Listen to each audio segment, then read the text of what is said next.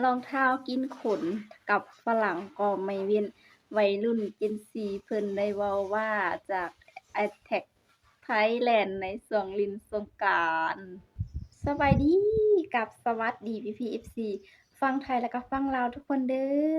ยินดีต้อนรับเข้าสู่ช่องเก็บแก้วสาวลาวเช่นเก่าเช่นเคยอีกแล้วล่ะเนาะตอนนี้เนาะพี่ๆ FC ทุกคนพากันรับชมอยู่ไสทุกคนอยู่ลาวอยู่ไทยก็สามารถคอมเมนต์บอกสาวเก็บแก้วได้เนาะทุกคนเนาะ ช่วงนี้เนาะทุกคนพี่ FC ก็ได้เห็นทางเพจแก้วเฮ็ดคลิปเกี่ยวกับการเล่นสงกรานต์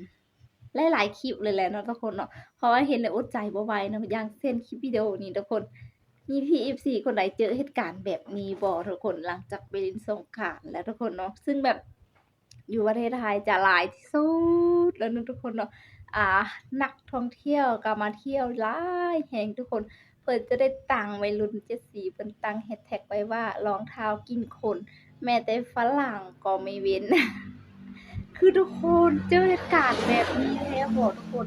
หลายๆคนเนาะทุกคนที่ว่าเล่นสงกรานต์แล้วรองเท้ากินขานะทุกคนมันขึ้นฮอดขาพี่นะทุกคนแบบมื่นบ่อะไรทำไมใส่เกิบแบบใดทุกคน เกิบผ้าใบบ่ทุกคนอันนี้เว้าถูกบ่ทุกคน เกิบผ้าใบที่ว่าใส่แล้วมันมืดอะน่ะทุกคน แล้วมันจะขึ้นฮอดขาฮอดแข้งบางคนก็ได้ตัดทุกคน บางคนก็ได้จนเข้าโรงบาลนะทุกคน ความม่วนความมันส่ำใดเนาะทุกคนการเล่นสงกรานต์อยู่ที่ประเทศไทยทุกคนซึ่งแบบสาวเกร็ดแก้วก็อดใจบ่ไหวทุกคนอยากไปเบิ่งว่าเขาลิ้นม่วนส่ำใดทุกคนอ่าจะ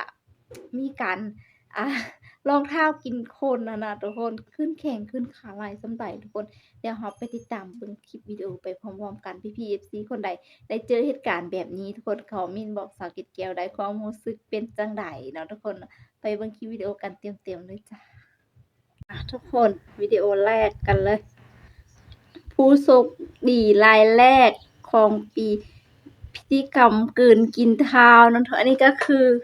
สาวต่างชาติเนาะทุกคนสาวต่างชาติรายแรกเพิ่นได้ถูกรองเท้ากินไปแล้วรองเท้ากินขาไปแล้วนะทุกคนซึ่งเหตุการณ์เกิดขึ้นใหม่ๆมัดๆเนาะทุกคนอยู่ที่ประเทศไทยช่วงสงกรานต์นี่เองทุกคน พี่ๆ FC คนใดเคยเจอประสบการณ์แบบนี้เล่าให้กันฟังได้สำหรับสาวเกร็ดแก้วส่วนตัวแล้วยังบ่เคยถูกแบบนี้เด้อรองเท้ากินฝรั่งในประเทศไทยว่าซั้นเนาะทุกคนกินฝรั่งเนาะทุกคนก็แบบมันรูดไปฮอดถึงมันมีโอกาสที่จะเอาออกเองได้มันก็ยากอะนะทุกคนนี่คือจังคลิปวิดีโอนี้ทุกคน เพิ่นก็จะได้มาโรงพยาบาลเพราะว่ารองเท้ากินเนาะทุกคนกินขาแบบนี้แล้วพี่พยาบาลบ่ฮู้ว่าสิออกช่วยจั่งใดนอกจากตัดออกเลยเนาะทุกคนสำหรับส่วนตัวของสาวเกดแก้วเองเนาะคิดว่าตัดเกิบออกเลยเนาะนี่แต่เกิบบางคู่มันก็แพงเนาะทุกคนก็เสียดายเด้นี่ทุกคนนี่ก็เกือบกินเท้าไปแล้วเนาะทุกคนเนาะคือแบบกินหลายเนาะทุกคนนี่สังเกตเบิ่งไหมทุกคน อันแบบสีเท้ากับสีขาต่างกันเลยนะทุกคนอันเฮ็ดให้เลือดบ่แล่นเนาะทุกคนถ้าหากมันรัดเกินไปโอ้เท้าเพิ่นจืดๆเลยทุกคน อันนี้คือคนไทยเนาะเพิ่นมีน้ำใจเพิ่นก็มาช่วยออกให้กับชาวต่างชาติทุกคนรองเท้ากินขาเนาะทุกคนซึ่งคนฝรั่งคนต่างประเทศเขาเจ้าก็บ่ค่อยนึกใส่เกิบอันนี้อยู่แล้วนะทุกคนนี่ อันนี้คือคนไทยเลยเนาะทุกคนเนาะคนไทยเองเลย และคลิปนี้มีคนกดใจ4 ล้านคนทุกคนแมสสุดๆเลยทุกคน ดึงจังใดก็บ่ออกแน่ถึงแล้วไทยแลนด์ถ้าผู้ใดลิ้นสงกรานต์แล้วบ่เจอเหตุการณ์นี้แสดงว่าบ่ฮอดว่าซั่นเนาะทุกคนเนาะคือวัยรุ่น Gen Z เ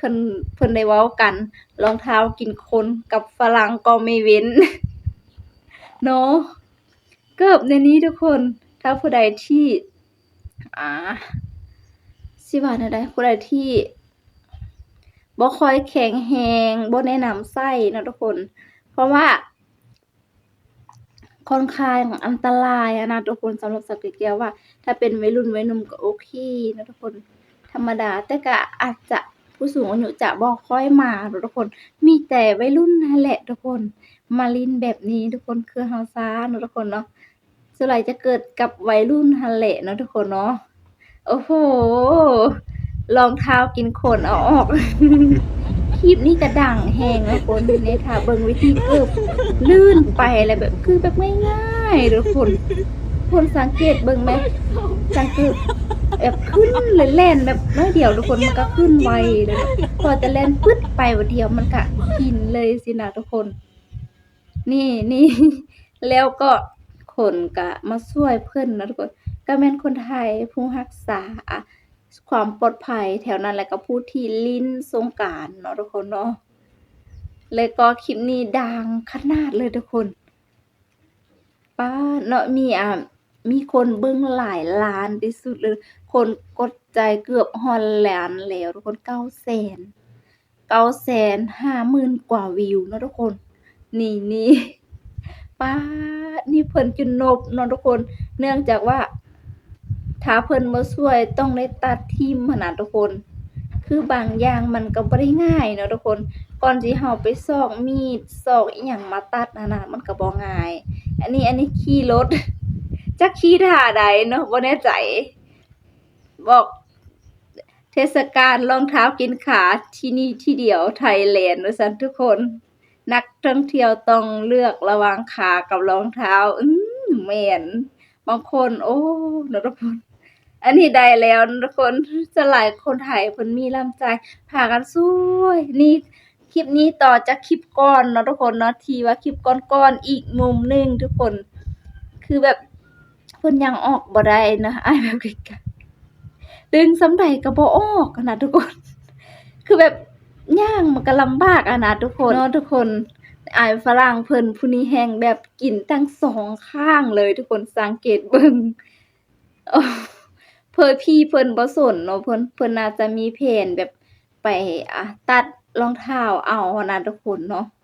มันลุลับสุดเป็นจั่งใดกันแน่ทุกคนได้เบิ่งกันแล้วเนาะนี่ก็เป็นคลิปที่สาวเพชรแก้วได้รวบรวมมาให้พี่ๆ FC ทุกคนได้เบิ่งได้ชมนำกันเนาะทุกคนเนาะคือแบบเนาะทุกคนแต่ละคนมันจะถูกเกือบกินทุกๆคนเนาะในเทศกาลทุกคน ก็คันว่าสิหลีกเลี่ยงได้ก็ขอให้หลีกเลี่ยงใส่เกิบมันมีอันทางหน้าหั้นน่ะทุกคนจะบ่มีการเสียเวลากับการเล่นสงกรานต์เนาะทุกคนเนาะที่ว่ามีแต่มุ่นๆอยู่กับการดึงเกิบหั้นน่ะแล้วบ่ได้ไปปะแป้งผู้สาวงามๆผู้บ่าวโลๆซั้นเนาะทุกคนเนาะในการหลีกเลี่ยงก็หลีกเลี่ยงได้เนาะทุกคนนี่ก็สำหรับสาวเกดแก้วเองเนาะเป็นการเล่นสงกรานต์ที่ว่าเป็นปีที่แบบ ม่วนแรงคำว่าสงกรานต์ทุกคนเนาะเพราะว่าเราได้ลิ้นแบบไปปะแป้งผู้นั้นผู้นี้ไปฉีดน้ำหั้นน่ะทุกคนเนาะเป็นการม่วนอีกแบบหนึ่งทุกคนสำหรับใจสาวเกดแก้วเนาะทุกคนเนาะพี่ FC เดี๋ยวเนาะมีความคิดเห็นจั่งใดก็สามารถคอมเมนต์บอกสาวเกดแก้วได้หรือว่าพี่ FC คนใดที่เบิ่งสาวเกดแก้วถ้าเบิ่งคลิปวิดีโอนี้เนาะคนใดที่ถูกเกิบกินขานะทุกคนก็สามารถคอมเมนต์บอกได้นะทุกคนมีความรู้สึกเป็นจั่งใดนะทุกคนแล้วเนาะคลิปวิดีโอเนาะก็ได้ขอจบคลิปวิดีโอเพียงเท่านี้นั่นเองทุกคนฝากให้พี่ FC ทุกคนกดไลค์กดแชร์กดติดตามเพื่อว่าพลาดคลิปใหม่ๆจากช่องสาวเกดแก้วด้วยสำหรับคลิปนี้ทุกคนขอบใจ